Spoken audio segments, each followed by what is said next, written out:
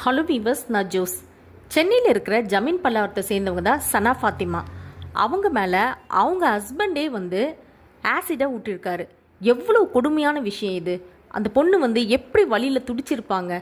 ஃபாத்திமாக்கும் Mohammed அலின்றவருக்கும் marriage ஆகி 6 years ஆகியிருக்கு. அவங்களுக்கு 4 இயர்ஸில் ஒரு பெண் குழந்தையும் இருக்குது.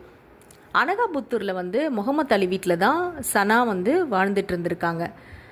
கல்யாணம் ஆன நாளில் இருந்தே தினம் குடிப்பாராம், குடிச்சிட்டு அடிப்பாராம், ரொம்ப டார்ச்சர் பண்ணுவாராம். இப்படியே தான் அவங்க லைஃப் போயிட்டு இருந்திருக்கு. ஒரு கட்டத்தில் ஃபாத்திமாவால் தாங்க முடியாமல் வேலைக்கும் போக மாட்டாரு, இப்படி குடிச்சிட்டு இதே மாதிரி இருக்காருன்னு சொல்லிட்டு அவங்க வேலைக்கு போக ஆரம்பிச்சிருக்காங்க. வேலைக்கு போனாலும் அவங்க மேலே சந்தேகப்படுறது, யார் கூட பேசுகிற, யார் கூட உனக்கு கனெக்ஷன் இருக்குது, இந்த மாதிரிலாம் கேட்டு ரொம்ப டார்ச்சர் பண்ணுறது மட்டும் இல்லாமல் நைட்டில் தினம் தினம் அடிப்பாராம். கழுத்தை பிடிச்சி நெரிக்கிறது, முடியை பிடிச்சி இழுக்கிறதுன்னு போட்டு அடிப்பாராம். ரொம்ப ரொம்ப அடியை தாங்கிக்க முடியாமல் அவங்க ரொம்ப பயந்து போய் இருந்திருக்காங்க.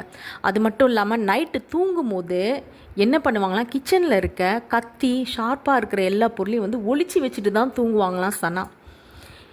ஏன்னா அந்த அளவுக்கு அவர் மேலே அவ்வளோ பயந்து போய் இருந்திருக்காங்க. குடிச்சிட்டு தினமே அடித்த சித்திரவதை பண்ணி தாங்கிக்க முடியாத அளவுக்கு அடிப்பாராம்.